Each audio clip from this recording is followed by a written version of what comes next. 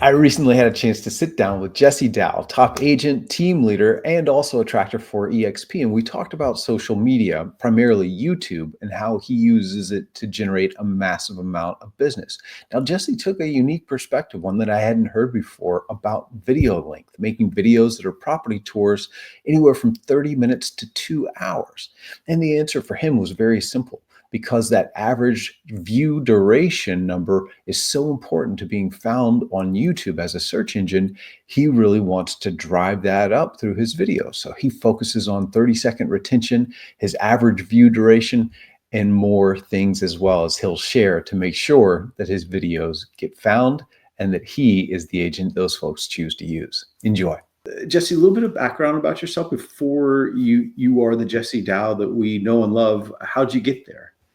Yeah, before I got into real estate, I was actually in the brewing industry for about 20 years, and not like the brewing that most people think. I wasn't like brewing up the concoctions to make brew. I actually was in the corporate side. So primarily on the corporate sales side. So my last journey in the industry, I was actually calling on some of the largest convenience store headquarters in the country.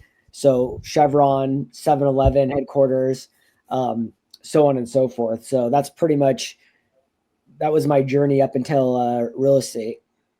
Okay.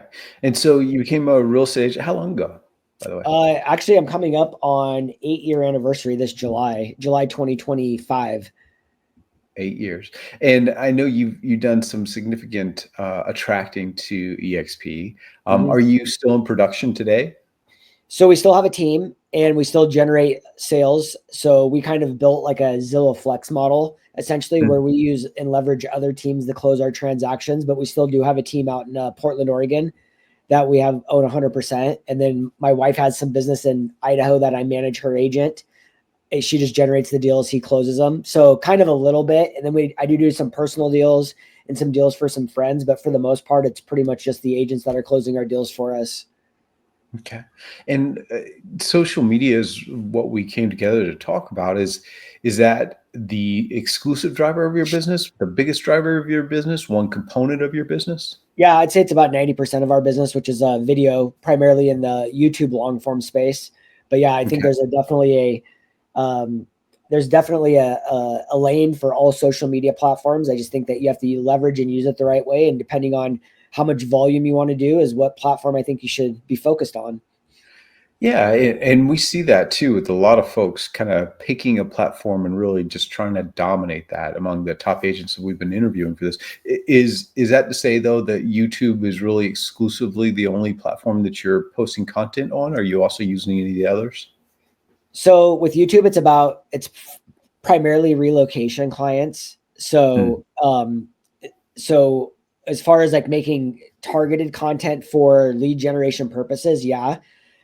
We do also post it we do make content for Instagram and whatnot, but it's more like for brand ubiquity and saying like, when people are out searching us on Instagram or TikTok or Facebook, like we still have content on all those platforms, but with real estate sales specifically, but then also for real estate attraction, we do it the same way also. So it's more of like a 360 brand play, but like I said, it's the agents are reaching out to us. Agents and consumers are reaching out to us primarily through YouTube. And I was actually just talking to someone yesterday who said they actually saw some information on Facebook, the Facebook Reels, which it's kind of interesting now. Like a lot of the Instagram stories they obviously push into Facebook, but we get way more reach outs through Facebook. And now I'm starting to see Facebook pop back up as an instrumental play in the space.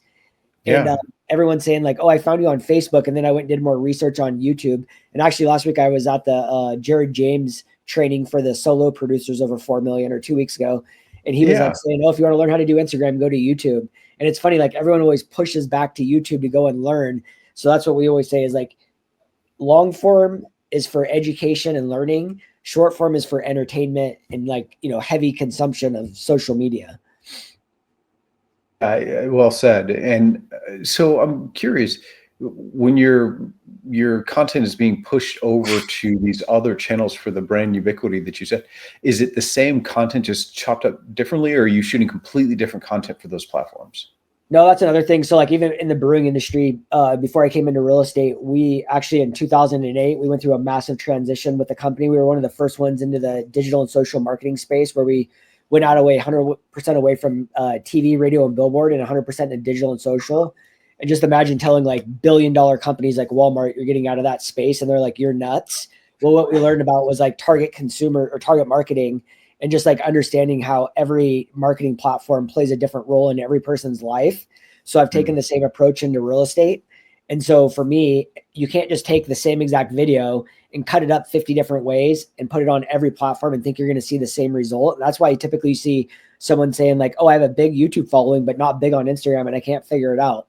It's because they're typically taking the same video and posting it on the same platform or different platforms.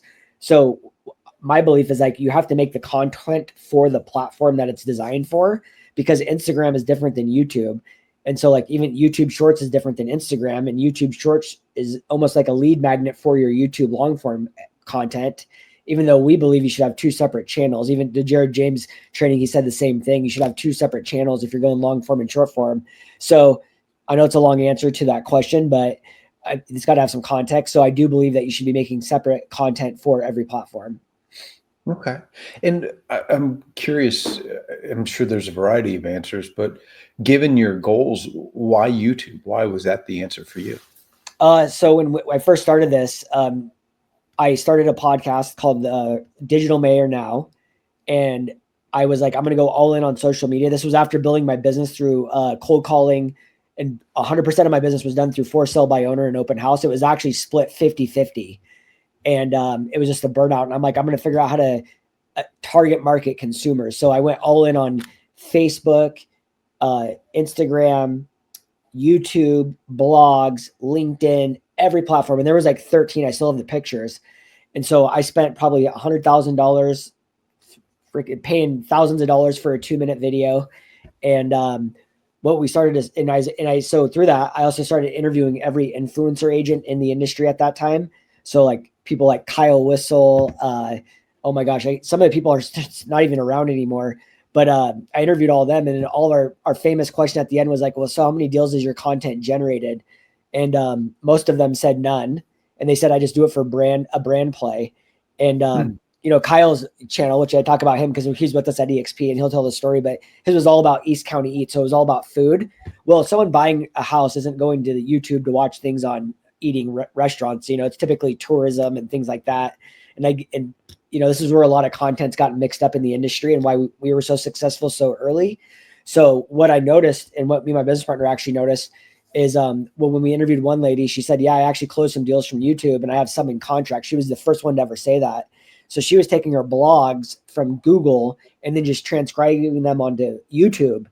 And so when we went and looked at the content, it was all like heavily relocated topics. So like people researching cost of living and pros and cons and things like that. And we just started doing a bunch of research as if we were relocating to a new city. And what we saw was 30,000 times a month on Google search, but 300,000 times a month on YouTube. And we were in Portland, Oregon at the time. So then we just started making content around that. And same, but then we noticed like YouTube just started just like separating itself away from all the other platforms. And then, like I said, is like YouTube is very high top of funnel when people are, what is the sales funnel, right? Like the idea comes into their mind and then they go into research mode. Where do people go and research? Google and YouTube. So you want to learn how to do something, where do you go? You go to YouTube to watch it and learn how to do it. So the same thing happens with the relocation buyer. And we didn't know it at the time that it was going to be heavy relocation. So we tried, you know, listing videos, open house videos. Unfortunately, no one's searching 123 Main Street. Right. And realistically, what happened was we were getting a pretty good amount of views. And we always say we don't sell views. We don't sell views and subscribers. We sell homes. That's our marketing agency's tagline. So we actually got someone that reached out to us through LinkedIn and said, hey, I've been watching your YouTube videos. Well, through this process, which was about a year, and actually I told the story at the EXP rally last week, is our lender's broker manager met with us and he said, hey, your guys' videos are great, but are you guys generating any deals? And we said no. And this was after a year. This was like back in 2018. And he said, you should try putting a call to action on the front side of your video and see what happens, because most of the people are falling off as they go through the video. So now we know about 70%. Our goal is to keep 70% on for the first 30 seconds. And then Okay. we'll typically keep about 30 to 33% through the end of the video, which all of our videos are between 30 and 120-minute long. And we're getting about 15-minute average view duration. So big, juicy view durations. And so what we did is we hit that call to action on the front side of that video, which we used to have this old formula, which was called hook, call to action, video, outro with the call to action again. So we did that, and all of a sudden we dropped that video, and then the phone just erupted. And that was pretty much what, yeah, we ended up getting about 40 calls that day from people saying, I've been watching you on content for the last year. We didn't know you guys were real estate agents. So that's really what transitioned the whole thing. What was the call to action? Yeah. So we used to do the way the video used to work. And this is like I talk about our old formula because things have really changed, especially with COVID. People used to want tiny houses and be like independent. They wanted location independence where they could go anywhere, traveling, have all this freedom. Well, we used to never like really push on home tour videos, and now that's transitioned, and I'll talk about why this is important here in a second. So the video structure used to be the hook. So it'd be like, if it was a cost of living video, it'd be like, so you're thinking about relocating to Portland, Oregon. Well, in this video, we're going to talk about the 5 pros and the 5 cons of living right here in Portland, Oregon. So stay tuned. And then it went straight into the call to action, which was, hey, this is Jesse with the Real Agent Now group located right here in Portland, Oregon. And we do videos of what it's like to eat, drink, play, and buy and sell real estate right here in Portland, Oregon. So if you're even thinking about making a move, give us a call, shoot us a text, send us an email. We got your back when relocating to Portland, Oregon. So that was it. And then we'd go straight into the video, and then we'd hit that call to action one more time at the end. And that was the whole formula. Okay. That's interesting. How long ago did you start on YouTube? Yeah. So we started on YouTube actually back in it was right in early 2018. Okay. So 2018. And just out of curiosity, how much time elapsed before you really started generating deals from it? Yeah. So like I said, nobody had ever cracked this code, and we were just following what was being taught by, Tom Ferry's of the world. And, everybody was predicating their success on subscribers and views, like 1 million view agent, get up on stage, tell everyone how you did it. Right. So it was all this virality. And so we thought, if you went back to our channel, I could pull it up and show you all the unlisted videos now and deleted videos. I mean, it was everything: open house, listing, best sushi, 5 best restaurants, like you name it, we did it. Like everything, a day in the life of me. Like no one cares about me when they're relocating. They care about where they're moving and what's the best thing for their family. So we did videos, like I said, for like over a year, and hundreds of videos before we ever closed a single deal. And the first one was just because someone was so motivated to get a hold of us. So yeah, it went on for a long time, and I spent a lot of money. And so versus the content that you were producing then versus what you produce now, what's been the biggest change or changes that you've made? Yeah, that's a good question. So the biggest changes, like I was talking about through COVID, is before it was all about like the location in the city, and people wanted to know about like the walkability, best, what they can get when they move to a specific area.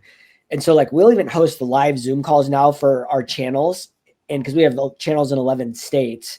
And so like we'll get on a Zoom and we'll be like what's the most desired content you guys are looking for from us? And a lot of them will say like, we miss the vlogs. We miss the vlogs of the area. Well, we'll make a vlog and it really won't do that well.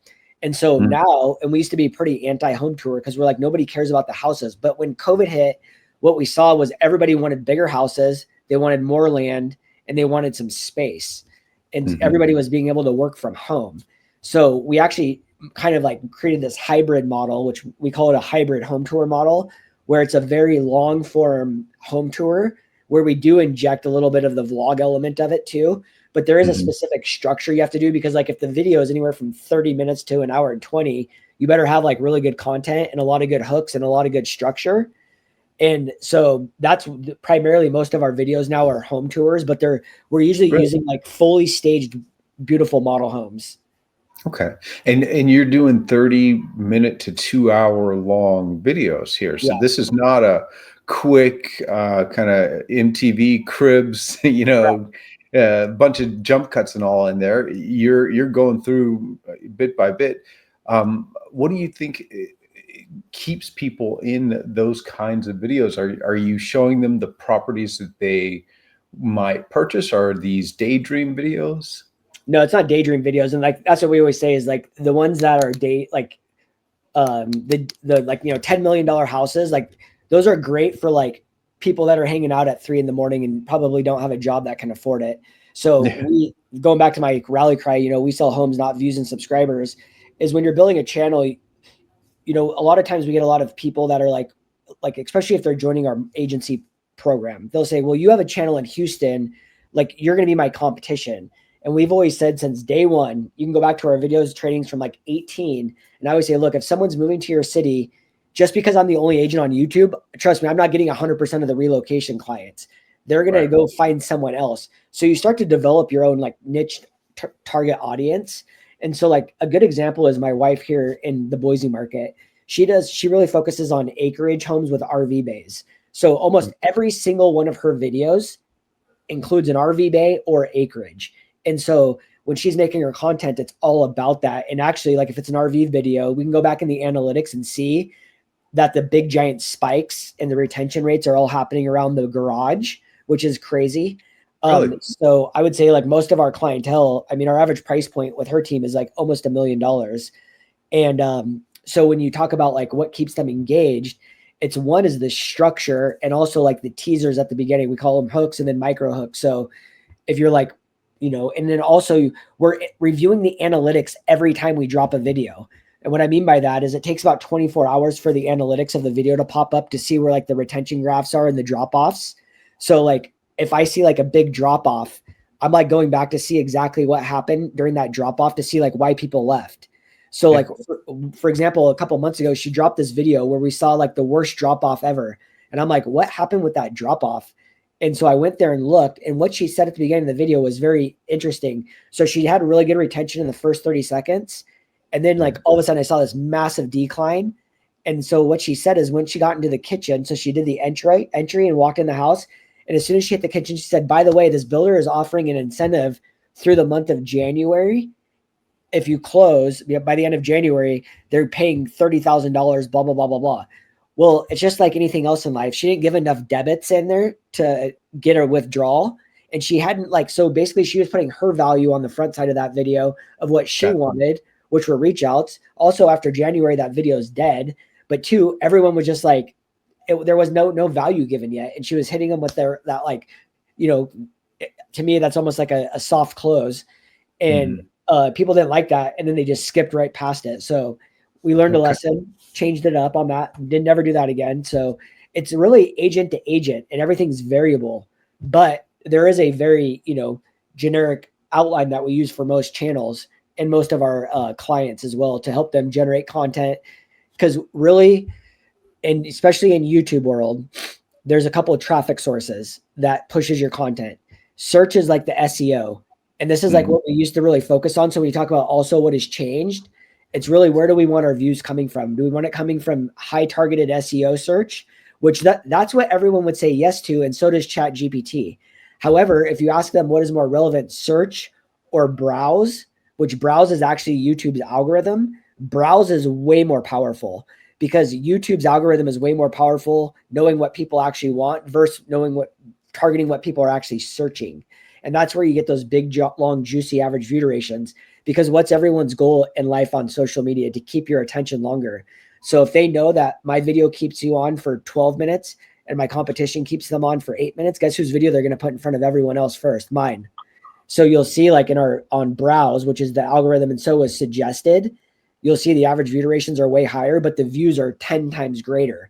So if you focus 100% on average view duration, you will naturally get way more views in general.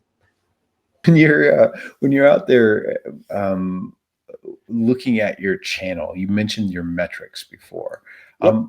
What do you learn from looking at your metrics? What are like the last couple of like big insights that you had studying those? Yeah. So really,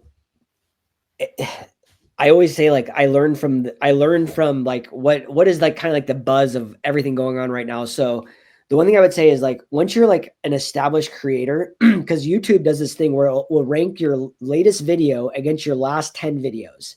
So it'll say like this video is ranked number 3 out of your last 10 as far as viewership goes. And so like when you're on the come up and you're like starting to build this thing, it's always 1 out of 10, 1 out of 10, 1 out of 10. And then it starts slowing down, 2 out of 10, 3 out of 10, 1 out of 10, 6 out of 10, 8 out of 10. So if you're consistently dropping really good content over and over and over, you're going to start to have it where it's like 8 or 9 out of 10s almost every single time, because it's just, you're competing with yourself at that point.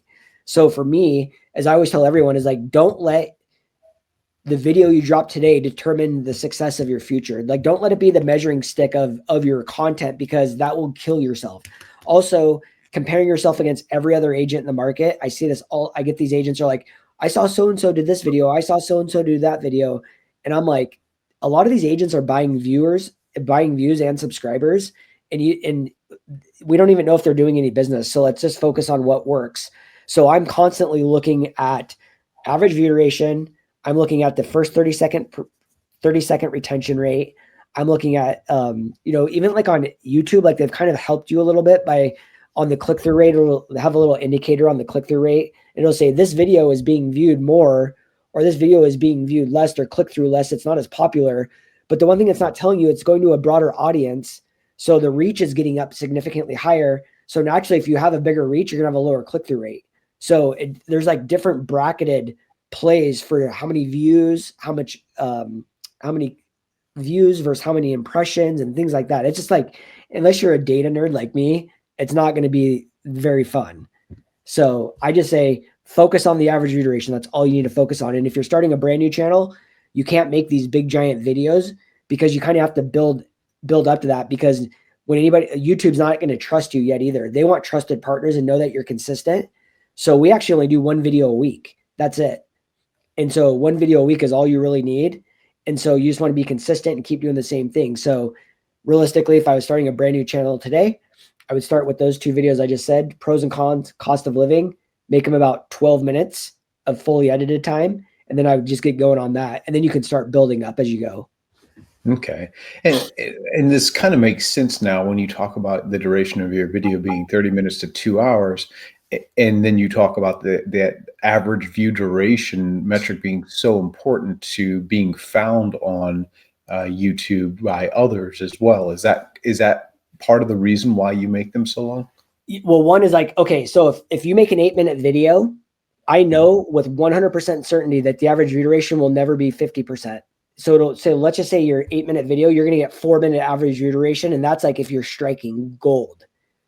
If I make a 30-minute video, my likeliness of hitting 8-minute average view duration is significant. It's 100% greater than you making an 8-minute video, because you can't go longer than what you made it for. So naturally, you're going to probably get like on a 30-minute video, if you're really bad, you're probably going to get like 4-minute. Well, 50% of that guy's 8-minute video. Now you're on the same playing field essentially.